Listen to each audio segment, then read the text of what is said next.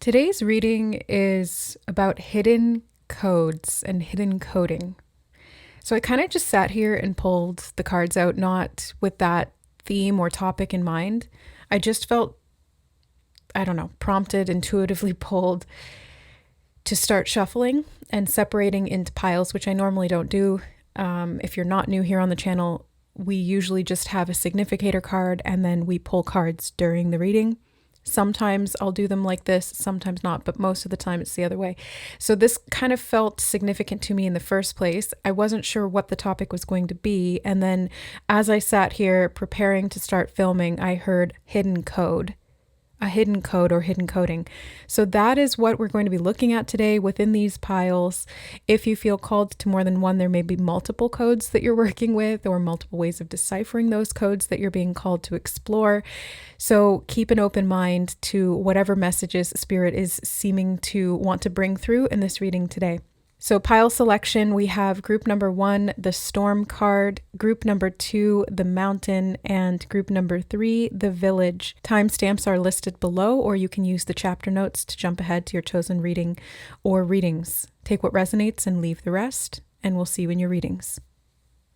All right, hi group number 1, welcome to your reading. You guys were drawn to, or you chose the Storm card. And today we're looking at hidden code, apparently. That was the topic that Spirit gave us when I had finished pulling all of these cards. And I've looked at a few of them, such as this one and this one, but I haven't seen these yet. So let's go ahead and kind of see what wants to come up here. Right, so the Storm. These are Harry Potter cards, Flights of Fancy. This one basically talks about the Triwizard Tournament. And it questions whether you would volunteer to be a champion in that Triwizard Tournament or not. And I feel like this is connected to the coding of the Storm. It's kind of like, would you put yourself into a challenging situation if it was going to bring, quote unquote, eternal glory? Or if it helped you to face something that you feared? Because I'm seeing here, a champion is chosen for each school by the Goblet of Fire, and that champion competes in 3 extremely difficult, highly dangerous tasks. It's kind of like, would you go out into a storm if you were going to, I'm hearing hazard a guess, hold on. If you were going to get something very important from that. This golden snitch here is really standing out to me. It's like, would you go and fly out into the storm to retrieve this golden snitch if it was something that was going to create, I don't know, like a sense of eternal glory? So I'm not sure what the hidden code is within this yet. Seems like risk and risk aversion. So maybe comparing the energy of risk and risk aversion. Let's get into it with these cards. From the tarot, we have the Sun. Well, the sun comes out after the storm, doesn't it? Or sometimes before, actually, now that I think about it, before the storm or after the storm. And the 7 of Pentacles. I just heard waiting on a purchase. Waiting on a purchase. Interesting. Okay. Okay, I just heard buying your time, but it was reminding me of the phrase biding your time, like waiting on something, biding your time, but something about buying your time. Pineapple, reconciliation.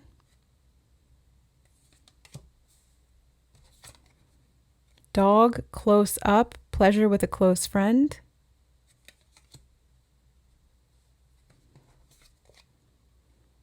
Forest, muddled, unclear thinking. Honestly, that's kind of what I was getting from this reading. Like in the initial, just these 2 cards, I'm like, I really don't feel clear on this message. The sun does bring clarity, thankfully. Oh, and we have a month of October, which is exactly when I'm filming this, the 1st of October, 2025. Interesting. Okay, so, we'll get some more to fill this section out, I think, from the tarot before we start diving a little deeper into this message.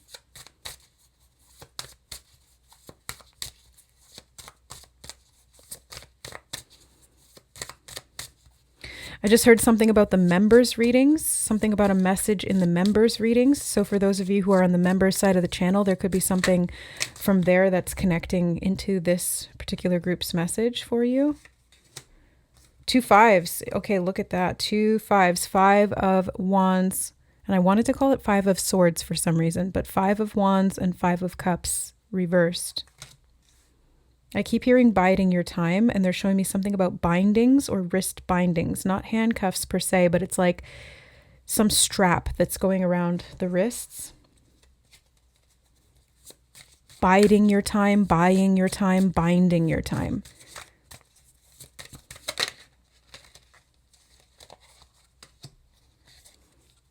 The Chariot in reverse, I don't want it. I don't know why. I just heard and felt I don't want it.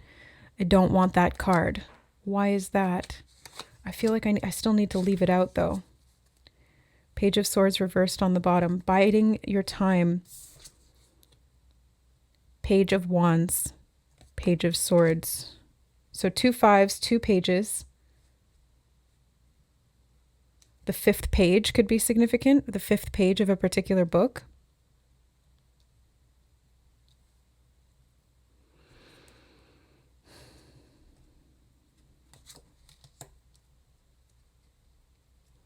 Spinning something around could be significant.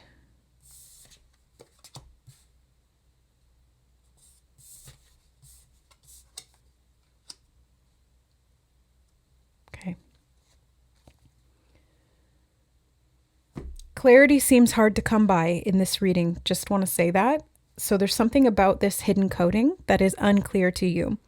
It's like it's hard to hear it or it's hard to see it when the lightning is flashing and the thunder is roaring or reverberating in your ears. It's like it's a lot clearer when it's in the light of day and you can actually take a look at it. But there's something about this that has made it difficult to, I'm hearing the word contact. Okay, difficult to contact. And maybe it's because there's some level of competition, because the word competes just stood out to me from right here. And we do have the 5 of Wands, which is about competition, feeling a sense of competition between yourself and another. Maybe it's a friend. Maybe this drove you apart, literally drove you apart. I just realized after I said that, the Chariot can be about driving. I don't want it, not wanting to be driven apart, being unclear about how to reconcile or how to come together. Something about the leaves changing I just heard as well. Like fall obviously is when the leaves change, especially, or obviously more so in the northern hemisphere, but there's something about those leaves changing. Maybe it's leaving something behind, letting the change take place. Or this could even be talking about turning over a new leaf, like again, turning something. They were showing me that, like these two kind of facing in opposite directions and going around like that.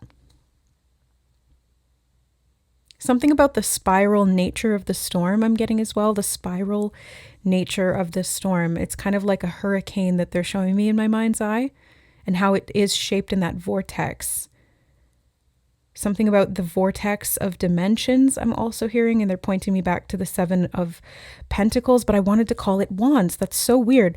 7 of Pentacles became 7 of Wands in my mind, and 5 of Wands became 5 of Swords in my mind. So there could be something about the similarity between, or the differences between the two cards there, the 7 of Pentacles, the 7 of Wands, the 5 of Wands, the 5 of Swords. If you know the tarot, maybe look into those, or you could just Google it and look into where they're similar and where they're different, because there seems to be some competing energy here. Yes, there's definitely some level of competition.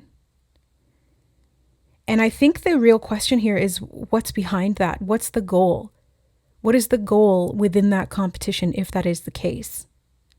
Or where is it coming from? What is driving that? Literally driving. What is driving that? What is the motivating factor? I just saw a flash of a scene from the movie The Fast and the Furious. I'm hearing the word acumen, like the ability to control certain things, or the skills or a level of talent is definitely something to be applied here. But there is a competitive type factor, and speed is of the essence. But it's like you don't want to go fast when you're not seeing something clearly, or you don't want to compete against a friend because that could drive you apart. Not always, right? Not always. Sometimes friendly competition is healthy and it helps us to reconnect to play, and I'm hearing it can create a discussion. Interesting. It can create a discussion. I think it just depends again on the motivating factor. If you're wanting to win to beat the other person, that might drive a wedge between you. If you're wanting to win for the sake of friendly competition and you're not willing to compromise your integrity in the pursuit of doing so, because I'm seeing from the Triwizard Tournament when Harry and Cedric are the last ones left in the maze,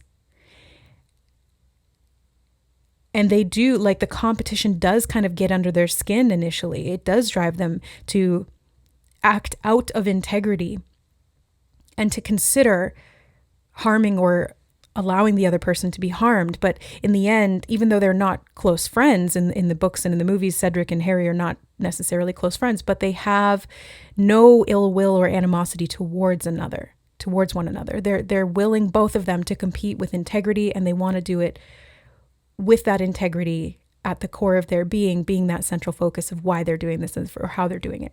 So there's something about not compromising on what is most precious to you and how that actually helps you to see the truth of this situation. But there's something muddled and unclear here.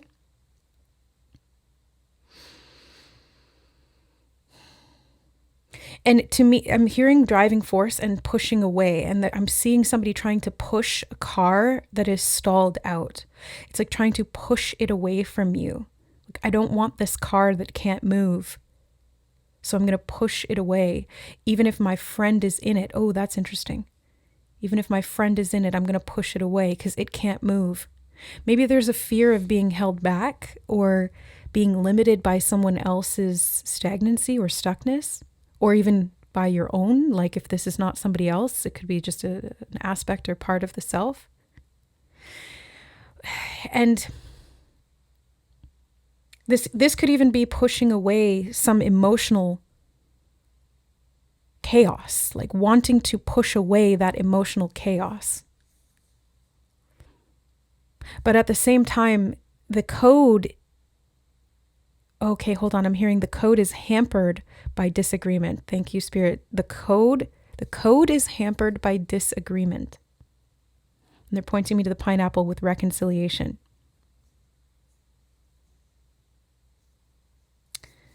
And then I just got this is a bit weird, but I just got a flash of, what is that from? I think it's from Little Nicky, the movie Little Nicky with Adam Sandler, where Hitler is getting a pineapple shoved up his butt as punishment in hell. Okay, so the interesting imagery that Spirit is bringing up here, and they're saying context specific. So maybe something about punishment for feeling punished or punishing the self for some level of disagreement. But October brings an opportunity for reconciliation. And I'm hearing driving home, something about driving home. If you're driving home right now, listening to this, it could be a very specific kind of call out from Spirit there. There's something about the sunshine that kind of like guides the path home. The sunshine and the meaning of it in this reading kind of feels like it's connected to integrity. I also just realized that the sun is what helps these plants to grow.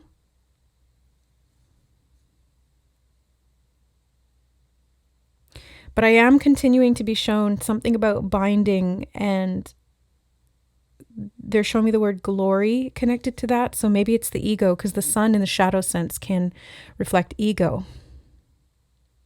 The egoic mind being muddled and unclear because there's an opposing force, one that wants to drive motivation from a place of healthy or friendly competition that inspires and awakens and enlightens, and one that is coming from this place of competition to prove the self or to disprove somebody else in a disagreement.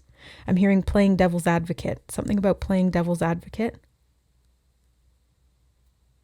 And they're saying the mystery or the riddle of the Sphinx, and they just pointed me down over here to the Sphinx card, specifically the white one, not the black one, the light one, not the dark one. And it's reminding me of how in the Triwizard Tournament, the final competition is, as I mentioned, in that maze, and there is a Sphinx, not in the movie, but in the book, there is. In the maze, Harry faces off against the Sphinx, and he has to solve a riddle. He can choose to walk away unscathed, but if he chooses to participate in solving the riddle, the second that he starts it, he has to answer it correctly. Otherwise, he gets attacked by the Sphinx. And I'm hearing the word dismembered. Something about a member of a community, or dismemberment of the self. Spiritually, archetypally, it's pointing me to Osiris, like the Egyptian god who was dismembered by his brother, and his body parts were littered or scattered throughout the land. And then Isis, his counterpart, had to go around and collect them all, put them all back together, and resurrect him. So that archetype is part of this coding. And there's something in that that's going to help to solve this riddle of the Sphinx around perhaps friendly competition, brotherly competition, or brotherly jealousy or envy, and how that emotional storm can kick things up and reverse the order. I'm hearing it can reverse the order.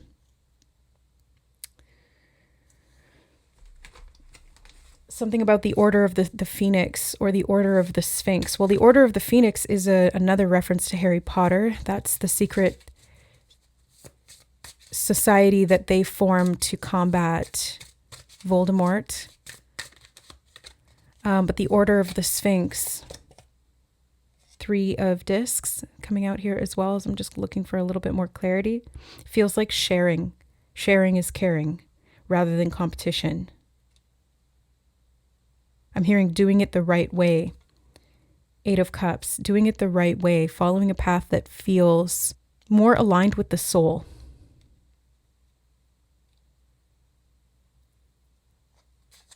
More authentic to, I just heard something about the personality matrix. Oh, there's that 5 of Swords. I had a feeling. Okay, so competition, disagreement. I'm hearing disillusionment. That's what creates this muddled thinking. And look, it's a very close-up image of an eye, and we have dog close-up. So there's something about loyalty here, integrity, humility. I'm hearing the word containment, something about a containment field.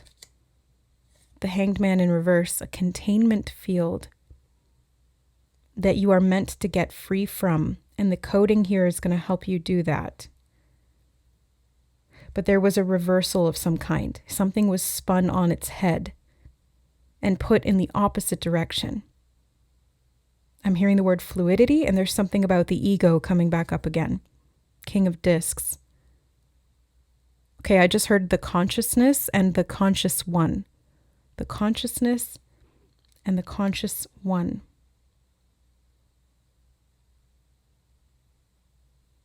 This particular King of Discs, or King of Pentacles, is giving me an energy of hospitality. I'm hearing brotherhood. Something about brotherhood of the divine. The white poppy, they're saying. Something about the white poppy.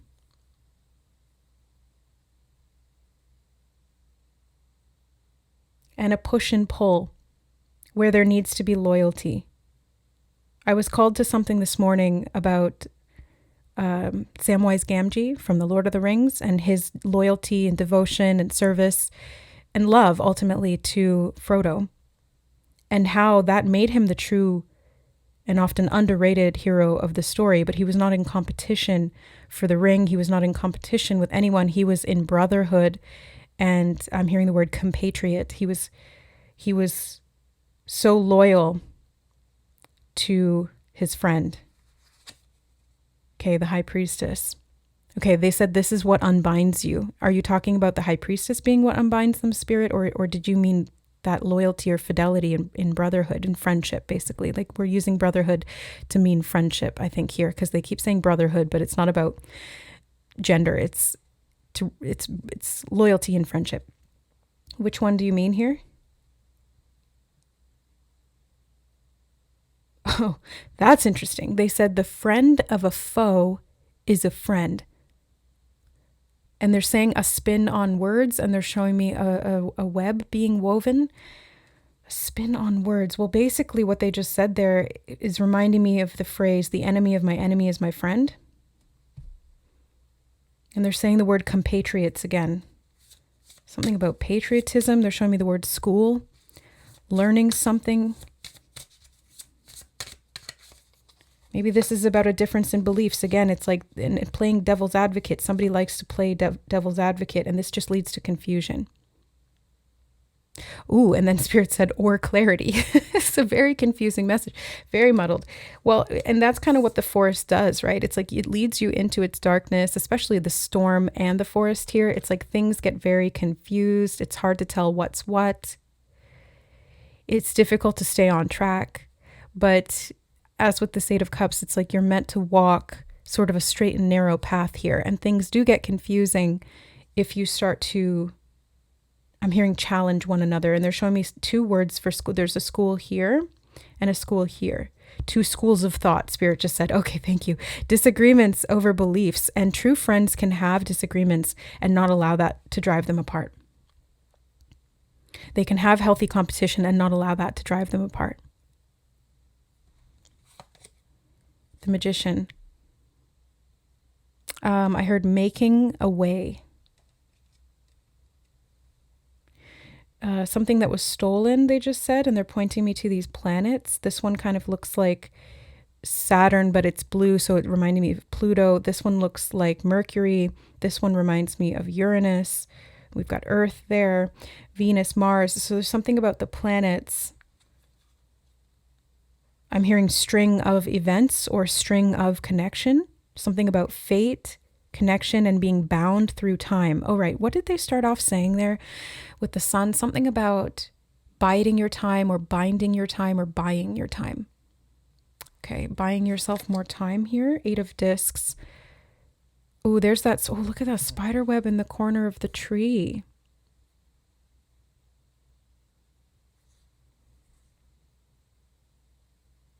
I just heard fathering me, and it's like this biding of the time or attempt to buy the time or to create more time.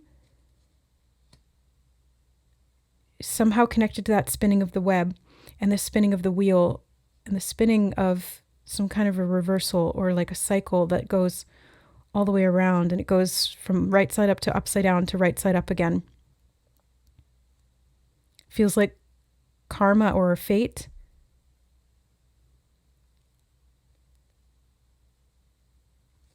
Something about the father's time. Oh, right. The King of Pentacles can sometimes represent to me archetypally the father. Oh, there's the Chariot again. And again, I heard I don't want it. Okay, what does this mean? You don't want the Chariot? Spirit said they don't want the time of day. Who doesn't want the time of day? Maybe it's about simple pleasantries. I weirdly just got this image of somebody being like, basically just talking to someone else and doing a bit of small talk, you know, like, oh, the weather outside today is nice. It's like there's something about these simple forms of connection and misunderstandings at a deeper level and how that leads to competition.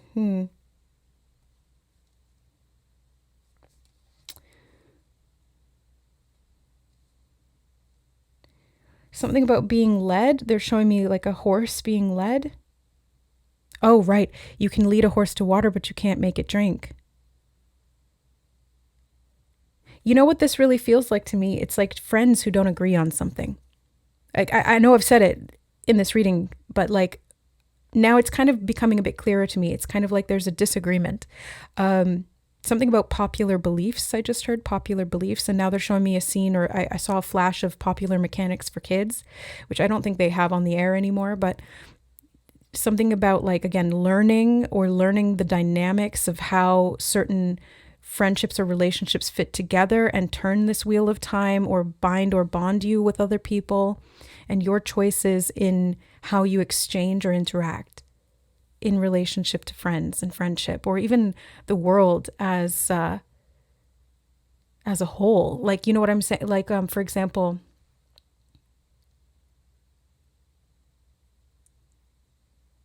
like the brotherhood of man, so to speak, and how there is division all over the place. It's really rampant right now at this time in history. So there's something about being able to come together and to not compete, even if there is competition, or even if there is okay, I just, hold on. They interrupted me and they said wallowing in grief, wallow in the sorrow. And then when I heard that, it was like sparrow, something about a sparrow, wallow in the sorrow. The sparrow and the arrow, they just said as well. The sparrow and the arrow. Something about a narrow point of view they're showing me. Narrow path, narrow point of view. Closed-mindedness, the ego. Something about retribution, I'm hearing. And they're saying coming together, reconciliation, coming together. And this coming together seems like it kind of appears out of nowhere. I just got that. Okay, out of nowhere, that just appeared. It appears out of nowhere, this coming together, this ability to reconcile or to understand the other person a little bit better, even if it's a stranger, even if it's a family member or a very close friend that you've had a disagreement with. It's like you're able to understand. And it's like you're able to break the code. You're able to break the code down and see the meaning behind it, where some of this muddled and unclear thinking was preventing you from doing so. And the muddled and unclear thinking may be coming through because there was a veil to some kind of emotional wounding or damage that led to an attachment to a particular idea, or something that was learned early on, because there's something about lessons and learning. This is part of it. They're saying, okay, thank you. It's these lessons. It's this cycle of learning that allows you to access a deeper, more core port, something about a port in the storm, a core part of yourself, I meant to say. A core part of yourself that allows you to feel more stable and secure, so that when you do approach others who have a different dynamic or a different point of view, or they play devil's advocate, you're not swept out to sea. And they just showed me the rug being pulled out from someone underneath of someone's feet. It's like you can't be destabilized or ungrounded. You're able to stay in your integrity in every exchange. And then they just showed me, and that's the bindings release. And they showed me like these, I don't know what they kind of looked almost like scarves, or, okay, they just said something about scars on the heart. But like you're able to unbind yourself, basically. Okay, they said the retrieval of the moments that matter. Retrieval of the moments that matter. They're saying don't push it away. They're showing me the stars in the sky. Something about infinity or infinite connection through consciousness. Okay, they just said developing a dynamic, or developing a dynamic state of consciousness. And they're saying don't push it away. And it feels like don't push the vehicle of connection away. Oh, okay, got you. The vehicle. Don't push the vehicle of connection away. And this could be the vehicle of connection, since the storm and these kind of difficult or challenging emotional cards are here, like the 5 of Cups, the 7 of Cups, the Forest. It feels like the vehicle of connection is actually vulnerability. Oh, sorry, correction. It is that, but Spirit just said authenticity. They said the word authenticity right after I said vulnerability. So I think it's literally the courage to be vulnerable and to be authentic, no matter if that is agreed with or not. And it's kind of like agree to disagree. It's like we don't have to compete to be right. We don't have to fight for the freedom of another if they choose something different. Ooh, that's interesting. That just came through, that channeled right out of my mouth. what? We don't have to fight for the right of someone else to be free if they choose something different. So if they choose to stay stuck, or if they choose something that we don't agree with or that we don't want for them even, we have to honor and accept their choice, because that's part of being a good friend. Now, this is a nuanced topic, because it's not saying to enable or to allow someone to crush themselves under the weight of this car. I don't know why they're showing me that, like being crushed under the weight of a car. But it's like being able to stay loyal and support them. Okay, they're bringing me back to Samwise Gamgee again. It's like he doesn't interfere and take the ring away from Frodo. It's Frodo's task. He was chosen for that. He's bound to that. And he's learning through that. But he can shift the circumstances around Frodo by carrying Frodo himself. He can't carry the ring for him, but he can carry Frodo. Ooh, that's interesting. And he doesn't carry him the whole time, only when it's critical. Only when it's crucial, only when it's right at the end. So I think part of the coding here to break down is, to understand, is like not interfering in your own or other people's learning and karmic experiences, but at the same time, not completely writing them off or pushing them away within yourself or within a relationship, because there is something vital that is to be learned there, but it may not present itself in its full form. You may not understand or solve the riddle until the very last moment, when it becomes critical, and then you're able to see what you need to do and to act accordingly. And then I'm hearing that brings it round trip, or it comes full circle, is what they just said. It comes full circle, comes back around, and you're able to see it from right side up where it was upside down before. Okay, interesting. That's the message here, group number 1. But before you go, let's get the astro dice as well, since the planets were referenced here. So there's definitely some astrological influence to this, or archetypal influence. Okay, we have the moon. And the moon does rule emotions. It's our inner sense of self, our vulnerability, our wounding, mother and father wounds, because the moon is ruled by that archetype of the mother, and we had the father here. But the moon is also where things are unclear. It casts shadow. Things are harder to see in the dark of night. Okay, and third house, holy crap, third house rules communication and transportation, vehicles, literally vehicles of communication, vehicles of connection. And that can be through, I just heard the word telecommunication, and then we have Leo. I was going to mention Leo because I was getting that when I mentioned the shadow side of the sun card. I was seeing the shadow side of Leo, which is kind of like ego, the dark side of the ego, because ego is not bad in itself. It's a tool, but again, it's like any tool has potential for destruction or construction. So Leo in the third house. Moon in Leo in the third house. Moon in Leo in the third house. Okay, so this is about emotional communication. Leo can also be quite competitive. So being able to transport yourself. Ooh, they just said, okay, thank you. Being able to transport yourself, and they're showing me a vortex or a wormhole to the other side of the equation to understand the opposition. Ooh, okay. And they're showing me something about a standing position. They're saying something about a force field or the auric field itself. They just said repunishment is no longer necessary, and they pointed me back to the pineapple, and it's representing here reconciliation. And the pineapples also represent to me welcome and hospitality, because traditionally that's what they were used to represent. They were given to friends or family who would visit as a sign of hospitality, gratitude, wealth, and abundance. But then that reference to Hitler being punished in hell with the pineapple feels kind of like it's not necessary to do that. It's important to understand some kind of an opposing viewpoint, and that's going to help clear things up.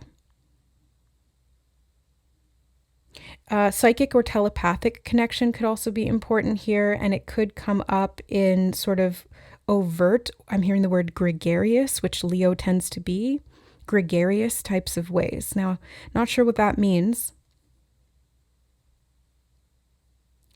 Okay, Spirit said fields of communication, and they're showing me feeling. So it's like empathy, being able to feel empathically the emotions or experiences of another.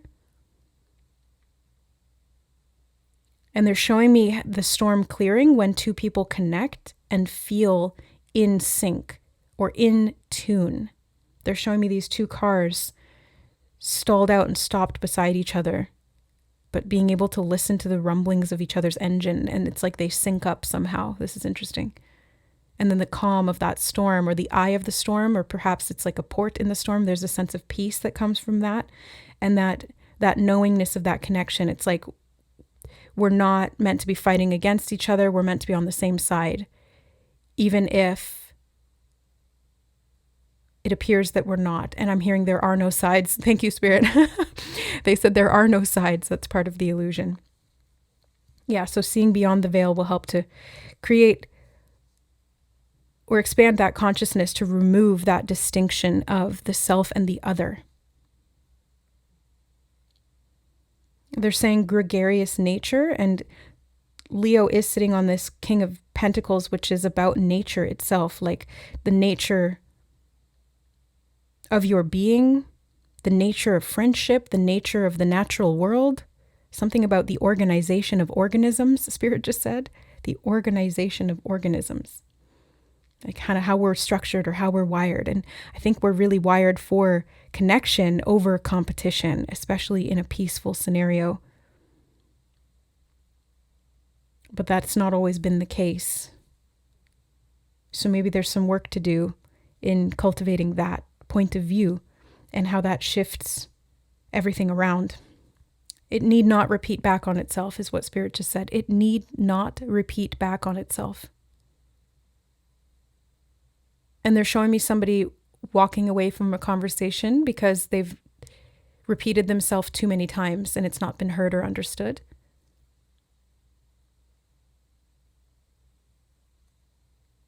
And then they said flight of fancy, which is what, wasn't that what this card said on the back? Yes, flights of fancy. They showed me this person growing wings and flying away. So there seems to be some contradictory messages here. No, there isn't. They're saying it's connected. What do you mean? They said the three houses, and they're showing me Hogwarts, Durmstrang, and Beaubaton, which is the three houses that compete in the Triwizard Tournament. And then they just said three houses, third house. Three houses, third house. And at the end of that book, Dumbledore, the archetype of the wise magician, urges everyone to come together despite their differences against a common enemy. The great evil in the land, I'm hearing. The great evil in the land. They're just showing me Sauron's eye in the sky. I'm hearing Palantir, Palanthea. Something about psychic division and division of assets. And we are each other's assets. That's what Spirit just said. We are each other's assets. We are our greatest force. And they're showing me people coming or banding together. Banding, not bound. They said banding, not bound. Interesting. Not bound to one another, but choosing to be a team or to work together in some regard. To see something, they're saying regard, to see something, to look at something differently. Or to open up a portal to the truth. Spirit just said, okay, to open up a portal to the truth. And they're showing me wings and flying away, flying into the sky. And okay, sorry, my storage just got full. So basically, I think we've covered everything in this reading, guys. I probably should just wrap it up. I don't want these readings to be too long, as some of them have been lately. But essentially, it feels like the brotherhood of coming together, friendship, fidelity, loyalty. I'm hearing the word Armstrong all of a sudden, okay? And being able to, instead of strong-arming under other people, I'm hearing underworld, hold on, strong-arming people in the underworld. Instead of forcing people to have the same faith or beliefs as you, or to punishing those, or even the belief of punishment, creating separation. It's really about this coming together and feeling connected to one another, even in little or seemingly insignificant ways. It feels kind of like being good to each other, love thy neighbor kind of thing, and being able to communicate that or express that in a way that's healthy. And I'm hearing untethered, not like unhinged, but untethered, meaning it's not bound to anyone or anything, although I'm hearing it's bound to happen. It's bound to happen. So there is like a karmic or fated lesson that needs to be learned here, but you are not tricked into it. It's like you are able to enter into this agreement or this exchange or this conversation or this, I'm hearing something about a lease, a new lease on life, turning over a new leaf, or leasing a car even, with good faith and with integrity. They said not buying a lemon. It's like you're able to have a connection with other people or yourself or the world around you, or even a car, a vehicle, a literal one, that feels secure and reliable. And I think that starts with yourself and your relationship to you. That's the safest thing in the storm. They're showing me stormtroopers and something about the movie Twister, and how like having an anchor on the car, or having the car be weighted down with lots of people in it, somehow helps to resist the upheaval that the storm, the storm can't pull you up, the tornado can't pull you up and out. You're able to stay grounded, stable, and secure and get from point A to point B. Okay, I'm going to leave it there. I hope this is helpful, guys. Just take what resonates and leave the rest. These were obviously coded messages, and this whole reading is about hidden coding. So see how it applies for you. Each of you will interpret it differently, and I think that's the whole point. I love you. Many more messages to come, and we'll see you in the next one. Bye. All right, hi, group number 2. You guys were drawn to, or you chose the Mountain card. And this is about hidden coding, but right away I'm hearing the mountain and the man, and that's something that Spirit has channeled to me. Can't remember in which reading it came up or which channel it was on, because I have 2, but there was something about that, and they did say it again to me earlier today, and I wrote it in my journal. So something about the mountain and the man, or a mountain of a man, something about a mounting deal or mounting. I'm seeing something about mounted police, like Royal Canadian Mounted Police. Okay, let's see. Yeah, Knight of Pentacles mounted on the horse. And I'm hearing stan and understand. I'm seeing Eminem for some reason, Marshall Mathers, stan, maybe being put on a pedestal, because it's reminding me of like how Eminem's fans are called stans because they get really obsessed with him. Something being pedestalized or put up on this mounted horse, or up on the high horse. Interesting. Page of Cups reversed. They said downstream and downriver. Something about a downgrade or a down point, pointing down. Okay, what is this card again? Battling our fears. Okay, this card talks about when in the books and in the movies, Harry wants to leave the burrow, his best friend Ron's house, because he's afraid of endangering his friends, and he feels like he needs to take on this huge task all on his own.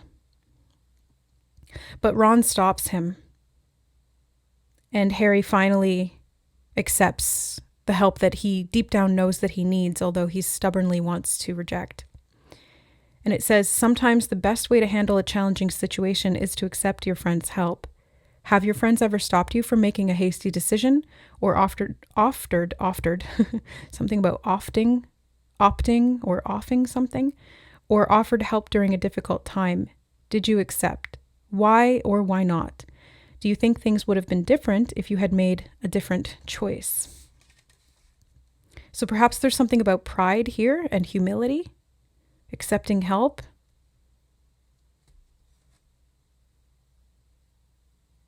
They're showing me his helmet and the way that it's open. And if it's closed, you can't see his face. But when it's open, he's willing to, I'm hearing stand together and something about grace. Oh yeah, standing. Maybe about a social standing. Okay, let's see what else. Boat, money or property through an inheritance, winning, or windfall. I'm hearing ships coming in. Something being offered or something being received. Although I did just heard the word deceived. I heard the word deceived. Something about ships in the night, like two ships crossing in the night, not seeing each other. But they're showing me the light. I don't even know if that is a light, but they're showing me this in my mind's eye as a lantern that's lighting or guiding the way of this boat so that the other can see them in the night. Affairs with your family. Yeah, the family tree. They're showing me mountainous path and they're showing me trees all over the mountain. They said treacherous path. Okay, ring. A marriage will take place either romantic or in business. Okay, I just heard an opportunity approaches or arrives. And then they said arises and arisen. And I'm being drawn to the word luckily. Luckily. So there is an aspect of luck here. Woman, dealings or relationship with a woman. I just heard female ground crew. Skull, but for some reason I heard skunk when I flipped it over. Skunk. And then now they're showing me in my mind's eye a skull of a skunk. Hidden secrets can harm you. And the skunk usually comes up when we need to communicate something with integrity or when we're defending ourselves. They just said something about the scent of a woman. And they said disguised. Something about a pleasing aroma. Yeah, they're showing me like perfume. The way something smells. They're literally saying nasal glands. This is so interesting. Bird flying, news is on the way. News is on the way. And they're showing me that bird cresting the mountain. That's what they said, cresting the mountain. And they're showing me that bird flying over the mountain. Birds are messengers. Maybe something to do with the family, asking for something from the family or receiving something from the family. Some kind of commitment here, I'm hearing. I just heard a commitment to property or property values. And the skunk and the skull is kind of reminding me here of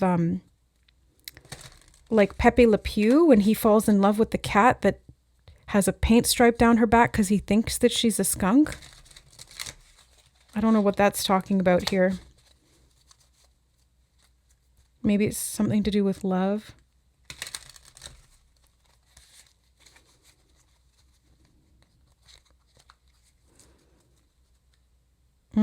Yeah, Seven of Swords. Something is hidden. Some secret is being kept.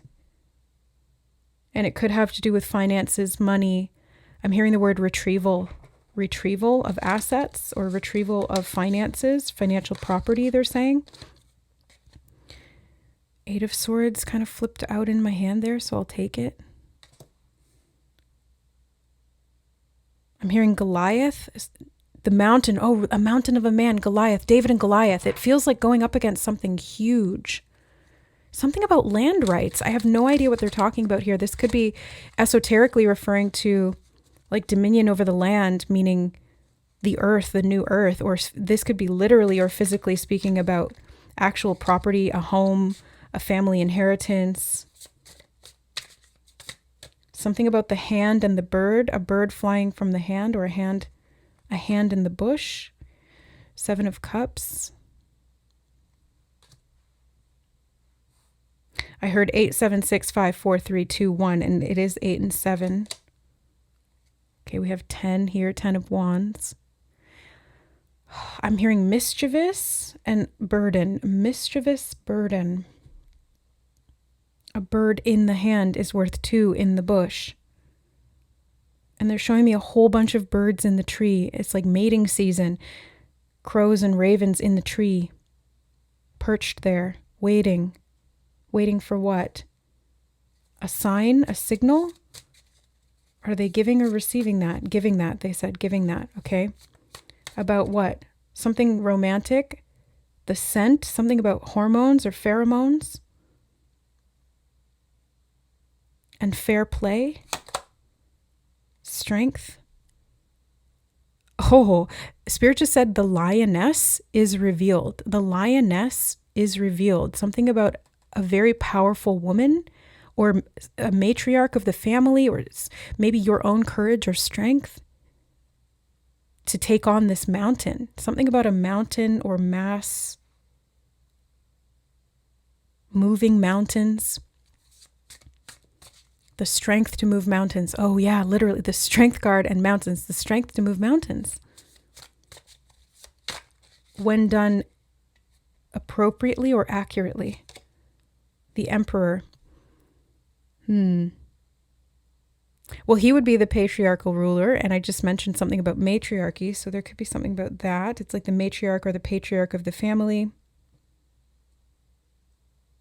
I just heard stubborn regret, and they showed me the ram's horns on his shoulders there. So like a chip on his shoulder. Again, the high horse. Oh, right. I forgot about that. Once I get into the stream of channeling, it's hard to remember kind of what we were talking about before, which I like. That's why I like using the cards, because it helps remind me and pull me back to like where we were at that point in the stream of consciousness or time. So there's something here about a truth that is revealed in regard to something that there has been stubbornness around. And there's information that is accessed, or power, or something that comes to pass that allows you to take on something that seems or appears much, much larger than you. Princess of Discs again. I'm hearing a helping hand. And she's grasping this staff. The staff represents the female principle. So there's something here about the rod and staff, the masculine polarity, the feminine polarity.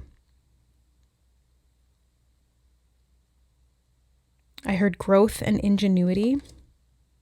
And Prince of Discs, yeah, growth and ingenuity. Something is taking form, or is meant to take form. And I'm hearing from the land, okay? So the home, the roots, the land, the roots of the mountain. Oh, the roots of the mountain. Okay, then Spirit just said, the mountain maketh the man. The mountain maketh the man. Seven of Wands. They just said something about a burning fracture, and they're showing me that fire in the background there that's on the hill.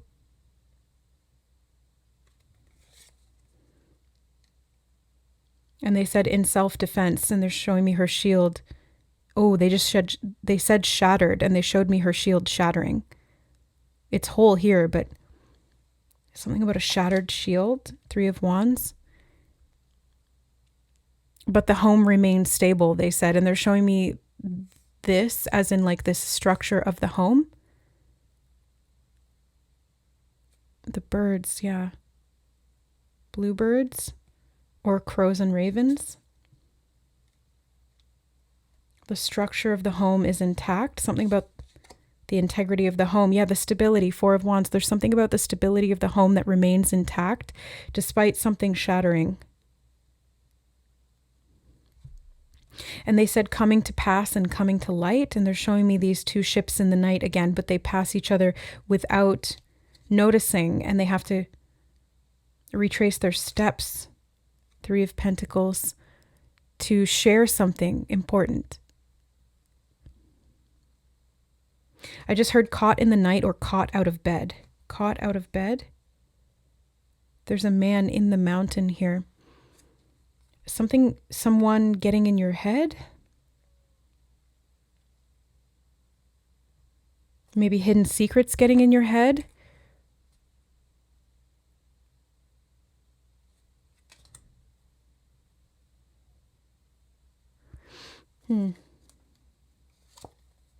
The Hermit. I was just going to say this was kind of the world. I didn't even mean to like turn that over. 5 of Pentacles. There's something about wealth and prosperity here that hasn't been seen, and it's hidden in this coding.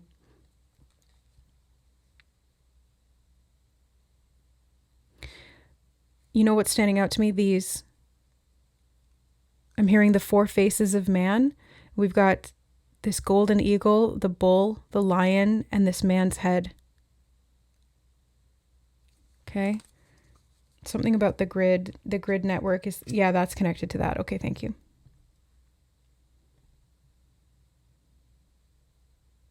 Messages of or from the world.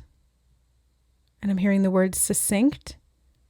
Quickly, they're saying quickly, quick messages. A fast exchange. Now, what I was going to say with this Hermit card, because I had just noticed before that this man was in the mountain, and I felt like he represented this hermit energy. I should have just said it, because then right after this Hermit card came out, but it felt like this was a cave, and he's kind of like hiding away up in the cave because that's where it feels safest. But at the same time, it's not safe to be alone up in that cave, because there's something about the roots of the cave, or I heard forest meadow, that is calling you to connect with family and the security that brings. Oh, the mushroom path. She's got mushrooms all around her feet here.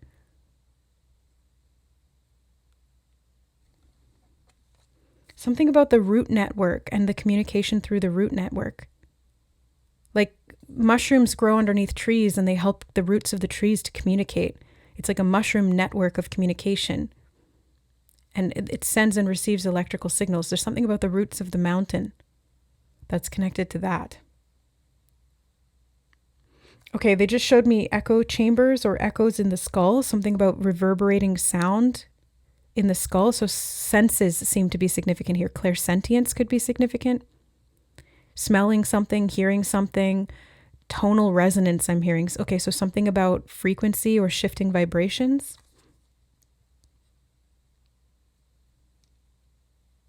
I just heard the master's man, the master's man.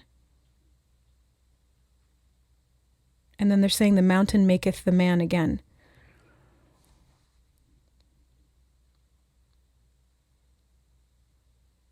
Okay, they said up on the hills and straight to the top. Something about a sheer drop, and the mountains will rot. But rotting things are where mushrooms tend to do really well. That's where they grow, where they thrive, where they proliferate.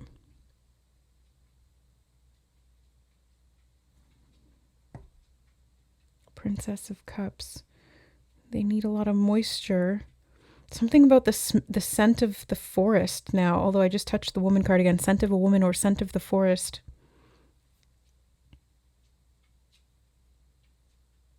Something about pine or the scent of pine. Weirdly on the breath, like pine breath is what they're showing me. Maybe like having, no, that would be more mint, like brushing the teeth, like minty breath. But no, it's like pine. I don't know why. Pining for someone, maybe even like pining for someone, or these trees, like pine trees on the mountain.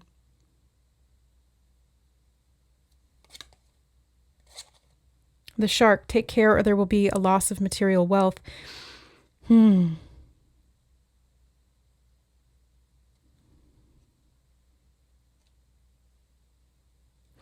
getting 2 things from this. It's, again, speaking to me of sensitivity, because sharks have extremely sensitive skin and sensory glands. Like they can smell blood from really far away in the water, and they can feel electrical signals pulsing through their skin. So there's something here about sensitivity. Clear sense, a clear sense and of clairsentience. nonverbal communication, this grounded communication through the body or through the senses, through the auric field. The electromagnetic being, Spirit just said. The electromagnetic being. Something about a merging of houses or two houses coming together. A marriage, a commitment, a collaboration. They said worldly point of view, and they zoomed me out as if I was flying in a plane, or I was like up in the sky really high, and I was looking at the mountains on the earth and how they're saying crests and falls, like ups and downs. But from up there, they don't look that big. Like the mountains don't look that big. The only reason they look that big is because you know, based on the perspective of being so far up, that even though they physically or viscerally look small, they're not. And when you get closer or you zoom in or you have that clarity, you're able to see the dimensions of something. Or maybe this is even talking about dimensions as in like dimensions.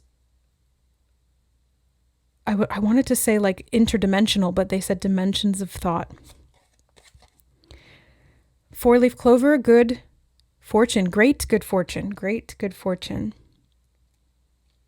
There does seem to be an element of luck here, but it doesn't feel like luck. I just saw a key unlocking a door, a golden skeleton key, a golden skeleton key unlocking a door. It seems like luck, but it's not. It's like you smelled it or you sensed it because you're sensitive. Maybe this is why there's this feeling of needing to isolate or be alone, but there's a commitment, or I just heard the word condemnation. Fly, a period of ill health or death. Ooh, didn't mean to say that. A period of ill health or depression. There may be a death in the family and somebody has given you money. I'm hearing legal assistance, something about a home, a property, land ownership.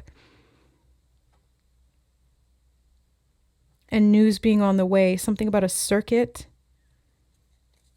They said a circuit in time, and now they're showing me a circus, and something about the ringleader or like spinning in a circle in the center of the ring. Oh, the ring. What the heck? A circle, yeah. Maybe this is something that has been cyclical, this period of ill health or depression, and it's like you need a stable root network, like you need a healthy home, a healthy family connections, or healthy connection to your body, because the root can also rule the body, especially if you're clairsentient and you're very sensitive to your environment or to the people in it. Not unsuccessful plans. Something about the shape of the pretzel is what really stood out to me. It's like this shape of the knot that looks like a pretzel, being all sort of like being too enmeshed with someone else could be, or with family or something like that could be part of this message. And there's a fly in the room here, like a little fruit fly. I don't know. Can you see it there? Yeah.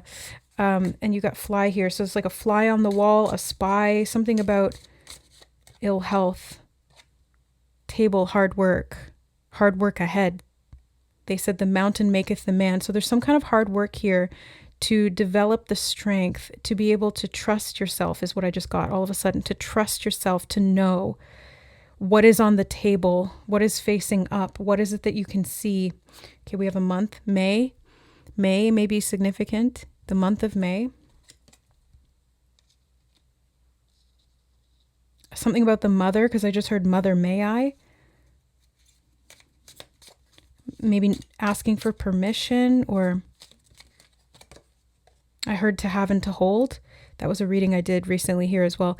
Cain, pay attention to your health. Yeah, there's something of a health warning here, a health scare that will kind of cause you to fix something. Don't fixate on it, just fix it. They said, don't fixate on it, just fix it.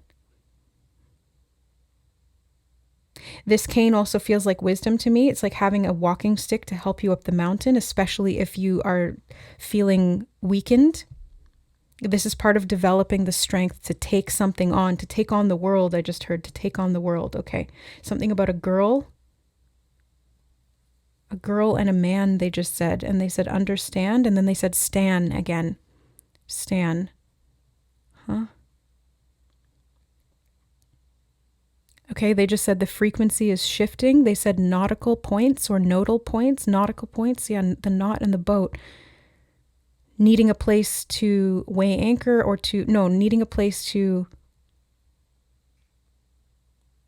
they said take it with you. Hold on. There's a lot coming through really quickly. Take it with you. If you're in the boat, you're safe from the sharks. Something about being able to take your home with you and go somewhere else that feels more stable, and to tie your knot to that dock.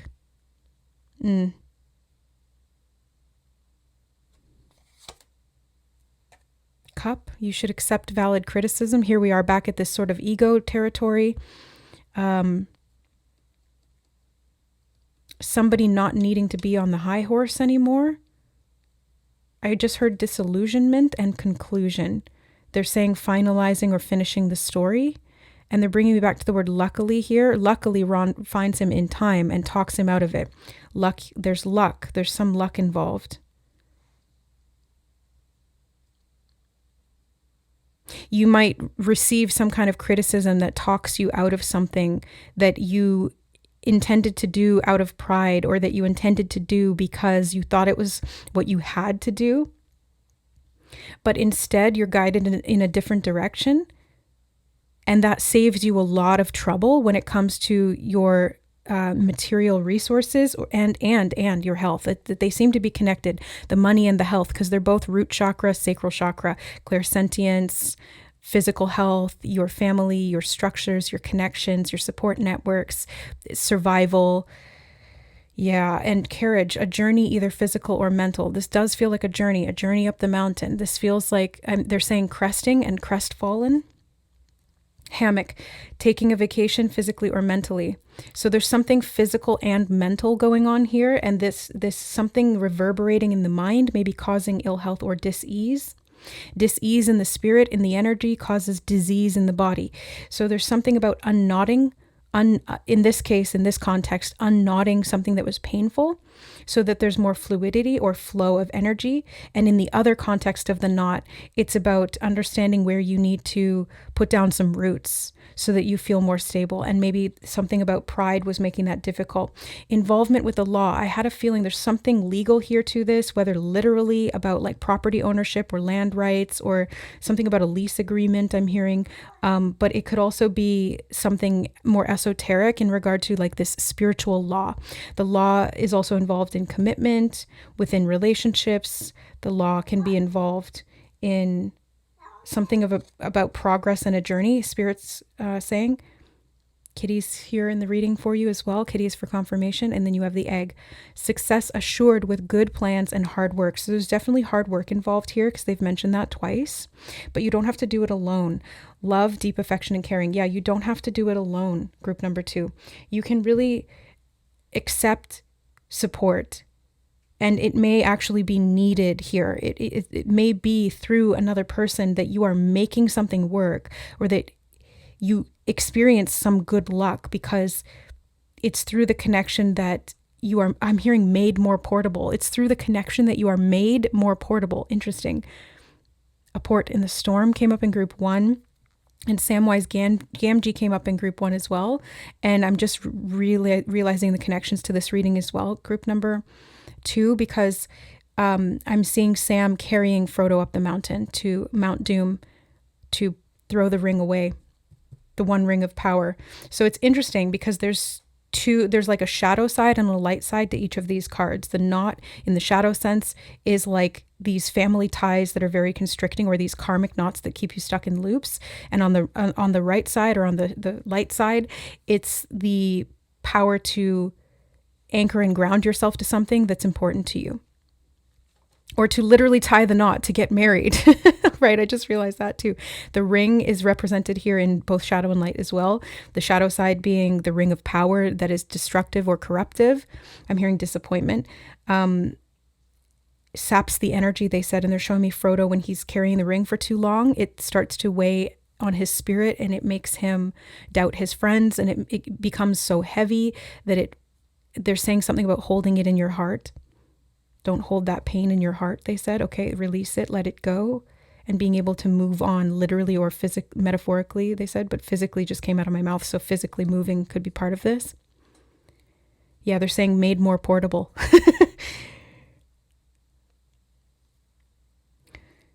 They're showing me an outhouse versus a porta potty. That's interesting. But on the light side of the ring here, back to the ring, it can be marriage, commitment, loyalty, integrity. It can be about this golden opportunity to connect in this inner circle of friends and family that feels very, very grounding, very anchoring, very supportive, and that could ultimately bring a lot of wealth and abundance.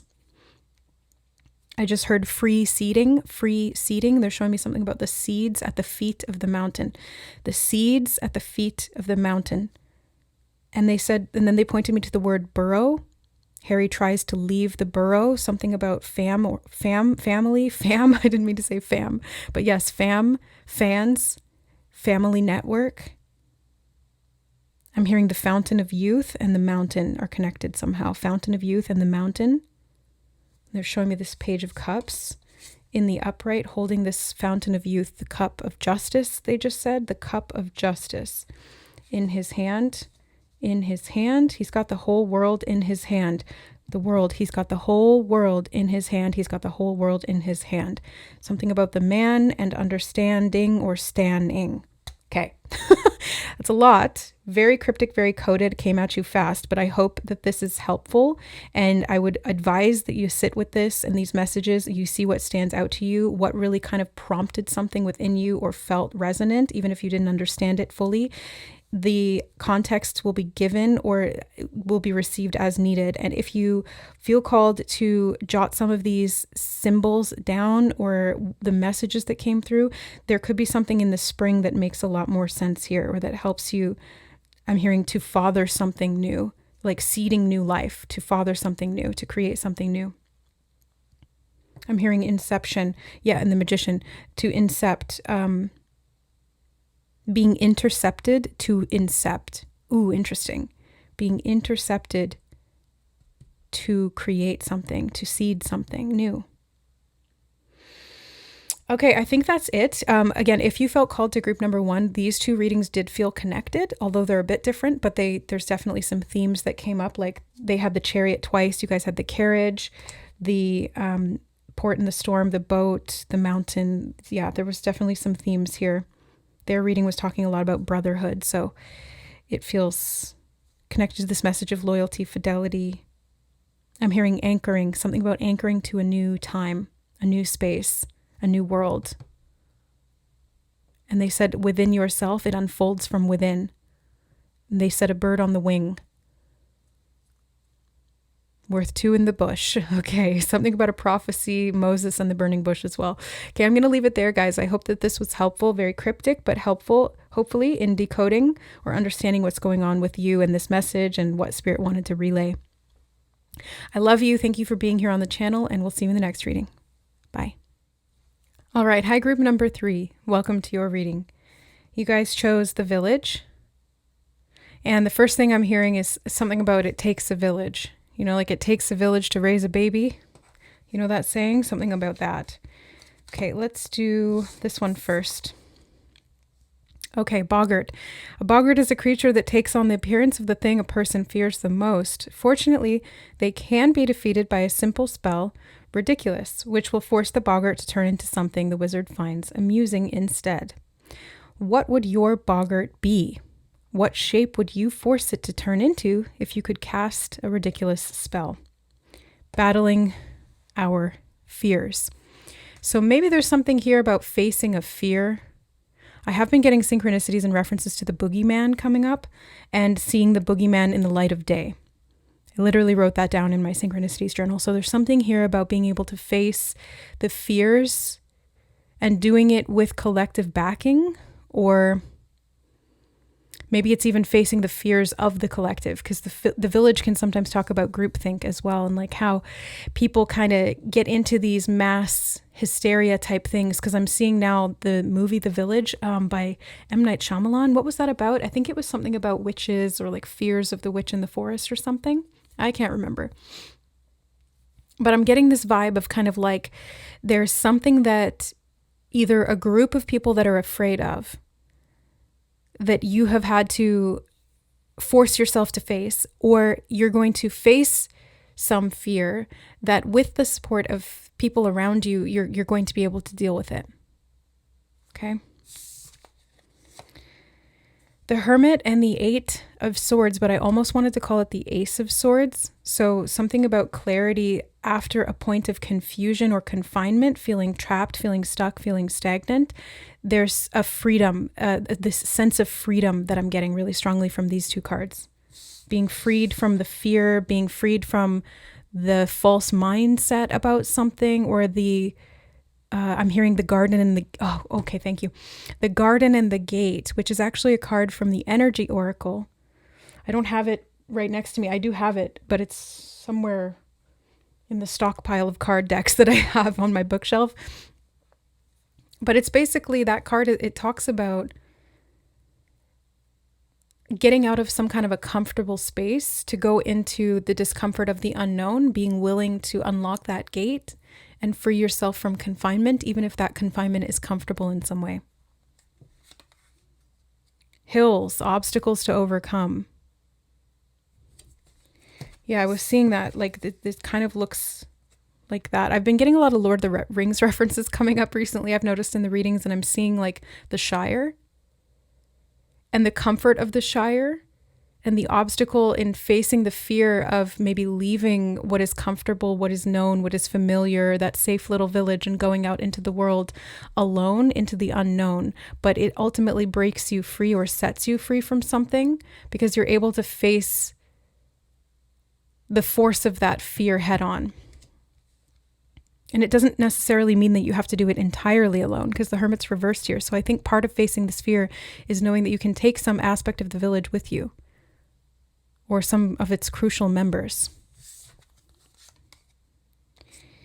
Eagle. Oh, I love that. Holy crap. Look, you have obstacles to overcome, and then immediately after, Eagle, triumph over troubles or obstacles.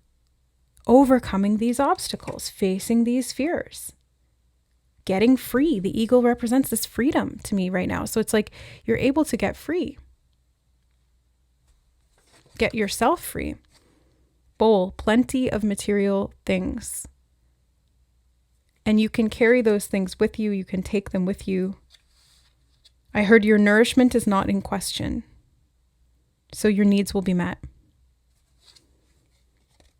Ooh, I almost dropped this one, and it's Broken Bridge, unsuccessful outcome to a problem. So maybe this is the fear of not being able to get to the other side, the fear of being trapped, the fear of, they just said the rushing river, something about the rushing river below your feet.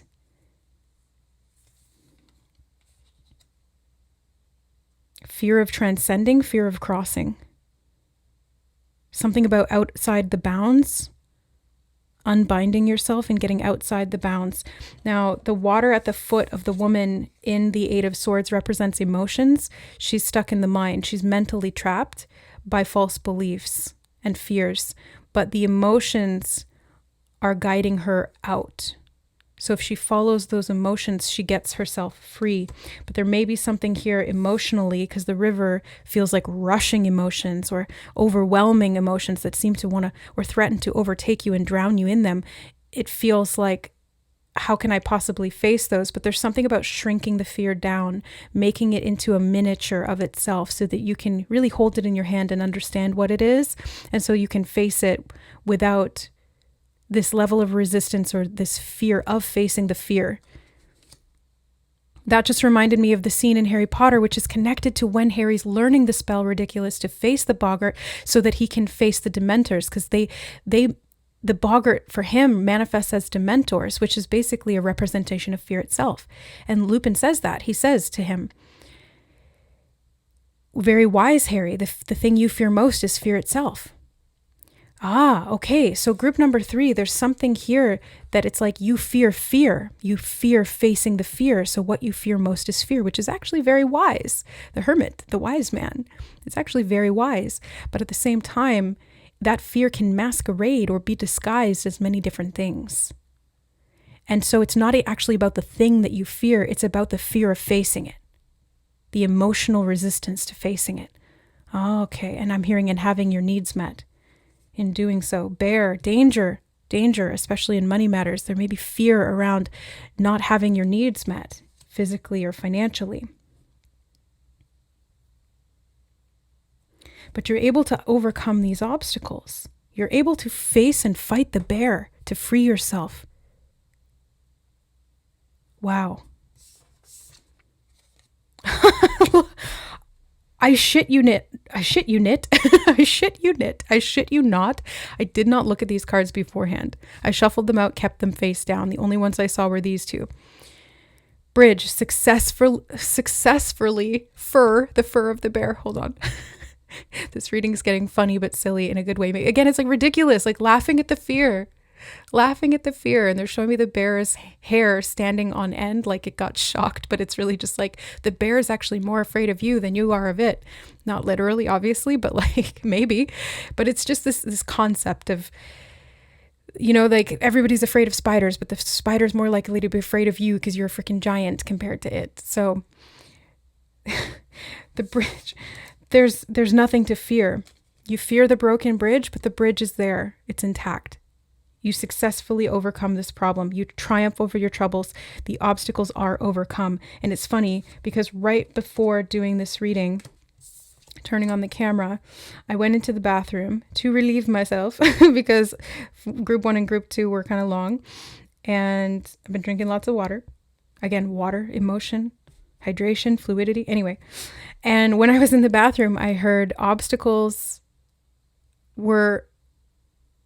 Hold on. There's so much coming through all of a sudden. Why, Spirit? I was just trying to say that one sentence. Just let me speak. Obstacles arose, ensued, and were overcome. That's what I heard when I was in the bathroom. Obstacles arose, ensued, and were overcome. And then you've got this here. But something about an endorsement I just heard, and the word obfuscate, which they have been saying more recently, and I've looked it up a couple of times, but I think it means like not seeing something clearly or something being obscured. I'll add it here as an inlay in the video, but there's something that wasn't clear, and I'm hearing engrossed, okay, that you were engrossed in, or maybe even something that grossed you out. No, they're saying engrossed in the fear. Okay, thank you. Some area where you were engrossed in that fear that's actually allowing you to open up and face it. Something about looking into the mouth of the beast, because they're showing me this bear's mouth opening really wide in my mind's eye, and like you're able to stick your head in it and not be afraid. And you realize that what you were afraid of was ridiculous or something. Like, obviously don't do that literally, but metaphorically, you're able to like face this fear and look inside of it and see how silly it is. Or not silly, because I don't want to invalidate that fear, but it's like you're able to find a way through it or to see it differently that allows you to free yourself from it. The mouth can also relate to nourishment and having the nourishment that we need come in. And I'm seeing that with the fruit bowl. It's like actually having the nourishment get to you because it's able to cross the bridge, or you're able to cross that bridge. Oh, you know what else is so crazy is that conversation between Lupin and Harry happens on the bridge. I just realized that because I saw a flash of that scene in my mind's eye. And when he says that's very wise, the thing you fear most is fear itself, they're standing on the bridge. In the movies, anyway. Wow, interesting. Okay. The Hierophant reversed, I heard unteaching. Something about the listener. They said unteaching the listener or unteaching the teacher. Both. Two of Swords. Being able to see both sides of something.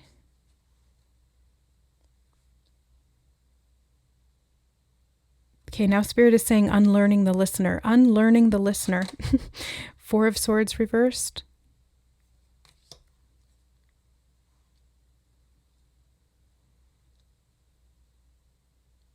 Something about quietude or quiet contemplation. Quintessence. I'm hearing the word quintessence as well. And the Emperor. You know, when I pulled the Hierophant for a split second, I thought it was the Emperor. So there's definitely something here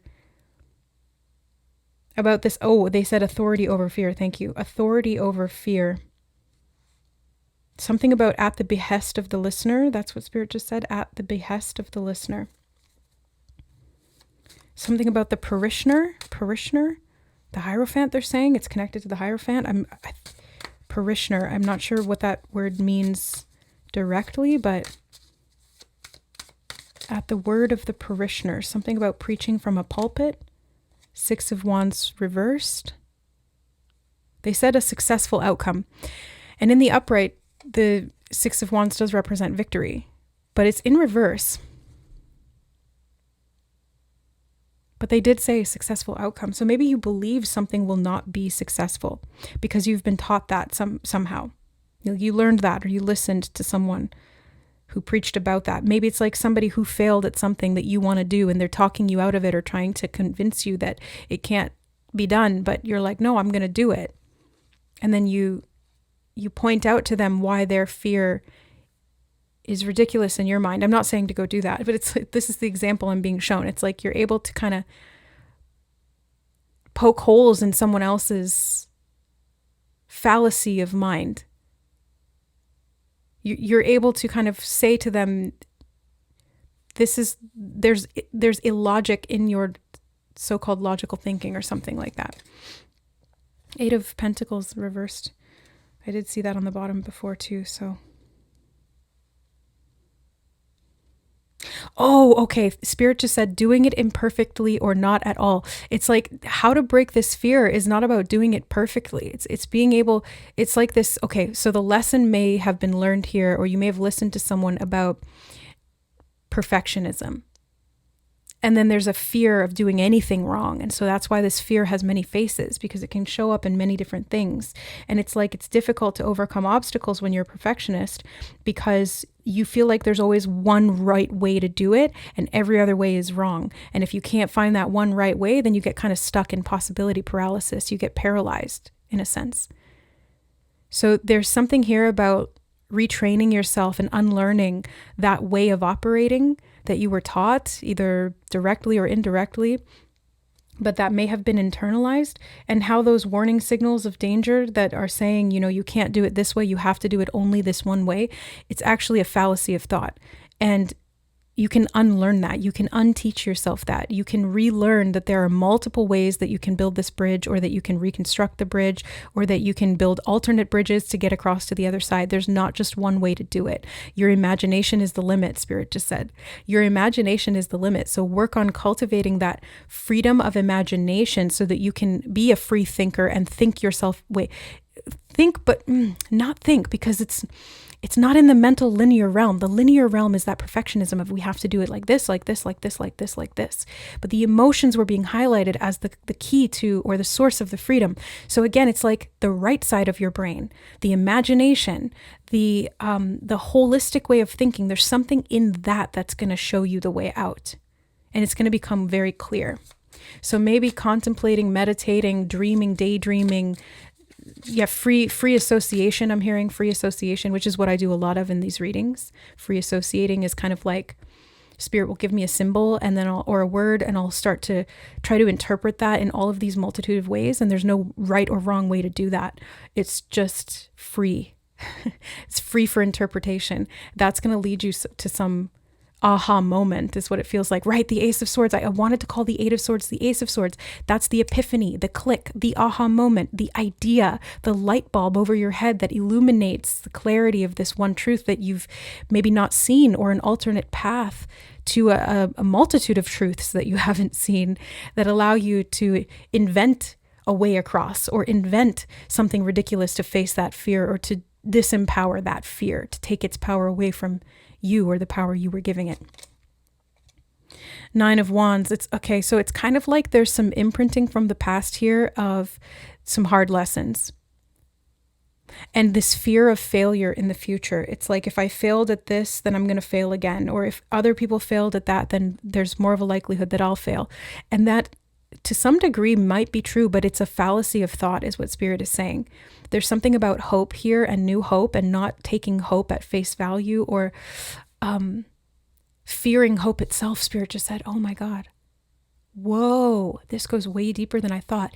Fearing hope itself because of the disappointment that it could bring and that feeling of hopelessness in being stuck or having something fail yet again. But it's like these obstacles, even though they appear to surround you, it's like it's all in your head. And again, I don't want that to sound invalidating, but the way that Spirit is showing it to me, and they're talking to me too, by the way, like I'm included in who they're talking to right now with this. And I'm the one speaking, but Spirit is the one giving the message, not me, because they're giving it to me and to you. And they're saying the way that you've been looking at the problem is false. The problem does not exist beyond the mind. The mind has created it to be so, and so it has been. But it does not have to persist in that vein. Attempting to do something and feeling as though it is in vain is what kept that cycle repeating. It has been learned as a state of consciousness from the group. It is a level or realm of thought that is depleting and limiting. But in facing the truth of that fear, there is freedom achieved both far and near. And from that space, you will fight a higher fight, a truth that is aright with the soul, a freedom of being to create as you wish and to complete your journey and pursuit of the fish. Okay, that's all just channeled right through from Spirit. And they were showing me fish in the stream as they were saying that. They were showing me like blasting something wide open, drilling in deeper, getting free, they're showing me. Yeah. Something about gold in the message or a golden messenger who comes in to help you to break this line of thought. Spirit will send them to you in times of rest, they're saying. Okay, interesting. The fool, the golden one, the fool. They're saying fallacy, fool, fallacy. Some type of logical linear thinking seems to make sense, but it's from a limited 3D perspective that it makes sense and that it continues to be created. And it's like there is a way out of that. They said hope is on the horizon, and they said new hope and new horizon. Oh my God. And then they said her eyes in. Her eyes in. And they showed me like this eye in the heart going all the way in into like a parallel dimension and then folding in on itself and creating that inner dimension outwardly. I don't know how else to explain that. Something about a bandwidth, they're saying. Something about bandwidth for change. Changing your heart changes your mind, they said. Changing your heart changes your mind. Four of Pentacles, so that you can get unstuck. So you're not holding on to these limiting beliefs as self-protection or fear of what could come.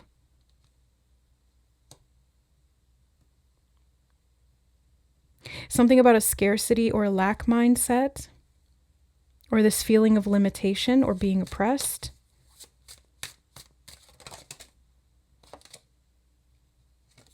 Judgment and the Two of Wands. There's multiple options here. None of them is right or wrong.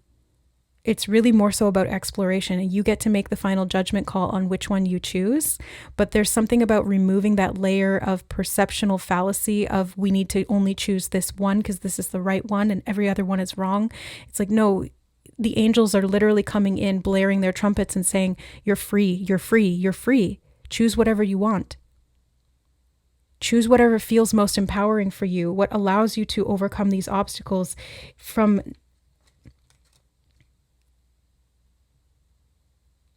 I want to say actually not from, but like without this false belief of limitation. But like, okay, speaking as the reader, not even speaking as the reader, like speaking as myself here as Siobhan, because the reader version of me is different than like my actual personality, like myself. You know, it's like you have your work self and then you have your like at home or with your friend self, and you have all these different versions of self. And I'm getting this kind of feeling of like, as Siobhan, I feel frustrated a lot with Spirit because I face these obstacles in my life and I don't know how I'm supposed to overcome them. And even though I have their guidance literally sitting on my shoulder and whispering in my ear and showing me things, it's still confusing as a human to navigate this physical reality. It's still confusing even when you have that type of guidance.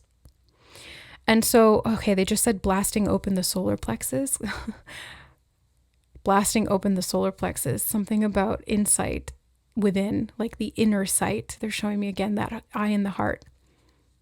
They're saying development of the intuition and the free will, merged and married as one, making the way. That's why I like doing these readings, because it allows me to just channel them more directly and to kind of take myself out of the equation. This is me coming back in again, by the way.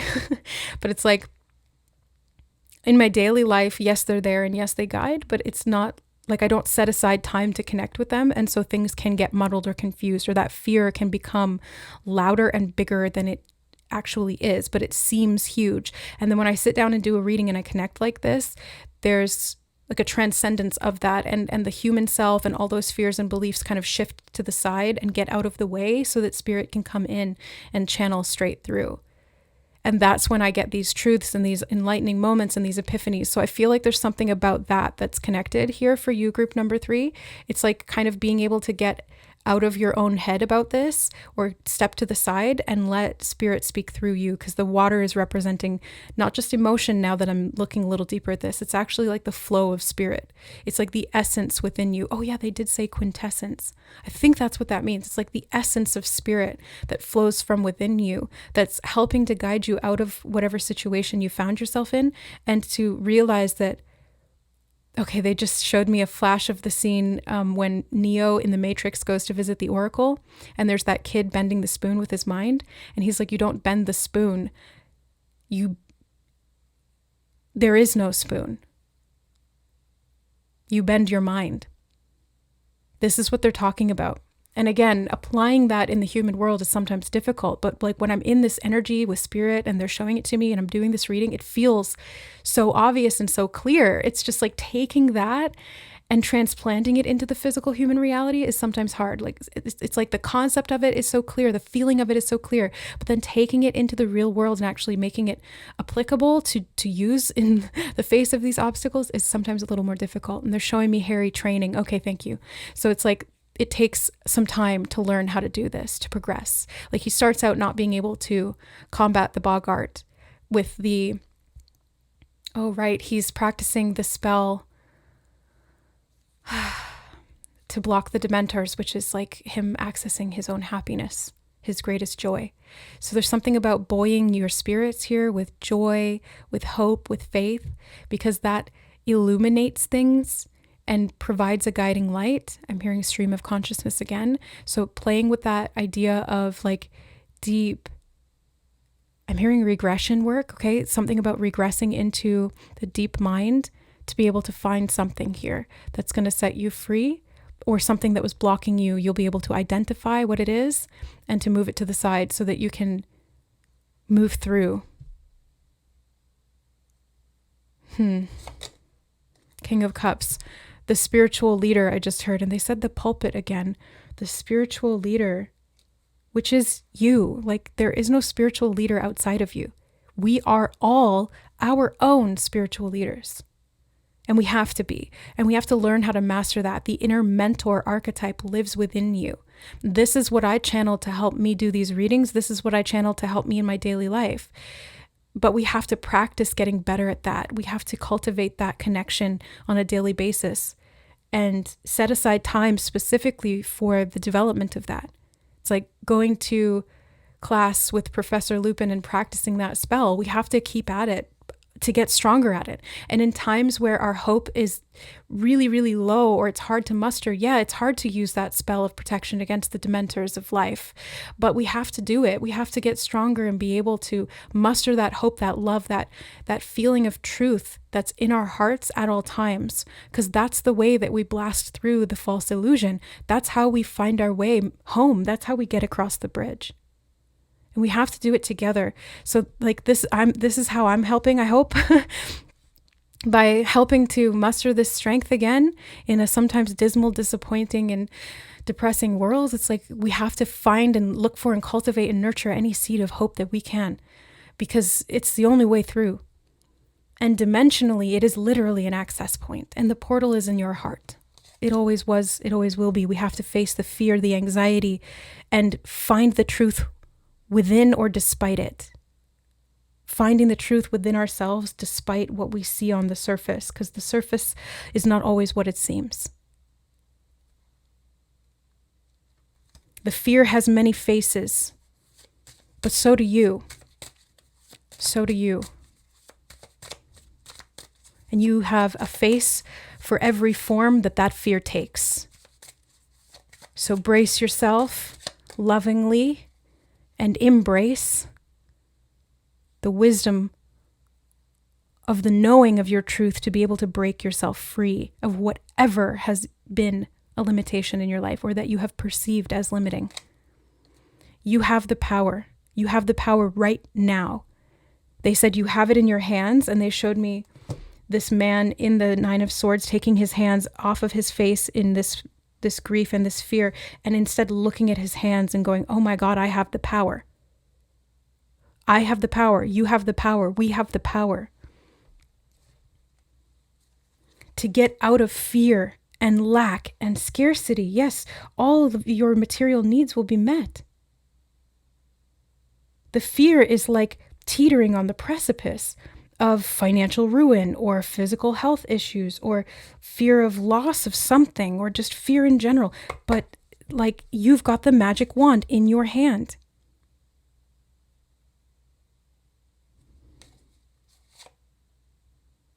So don't fear death.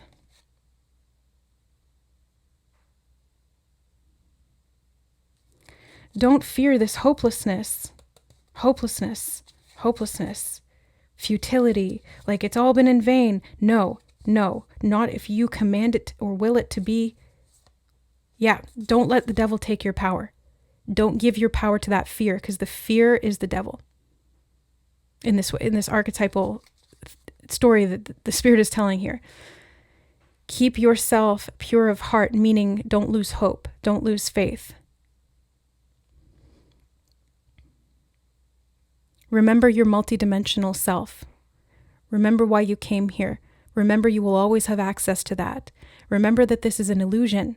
Remember that nothing finite can fracture your infinity. Remember that. And I'm speaking to myself here with this too. So remember that, Siobhan. Thank you, Spirit.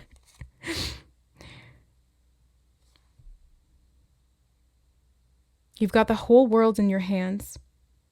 You can wield this power. Oh my God, the whole world in the hands. You can wield this power. You can overcome any obstacle, any fear, any fright. There's the Ace of Swords. I knew it. I just split it right to it. Ace of Swords. You might have to dig a little deeper for it. It's a little bit deeper in the deck. See, like it's this big chunk here. You might have to get through all of this stuff. But underneath it is that. The truth of your power, and you hold it in your hands. It's in your heart. Your heart is connected to your hands, literally, energetically, like the heart chakra, because that's what they were showing me. And this like power emanating out through the hands. There's a chakra here, there's a chakra here, and they're both energetically connected up into the heart, the center of your chest, the heart chakra. That energy center is abundance, Spirit just said. That energy center is abundance. It's not outside of you, it's inside of you. Look within, unfold it. Turn it inside out if you must, but do not give up hope. It will write itself. You can write your story yourself. Any obstacle that you face can and will be overcome if you will it to be so. The will of the divine is backing you at all times. Ask and you shall receive.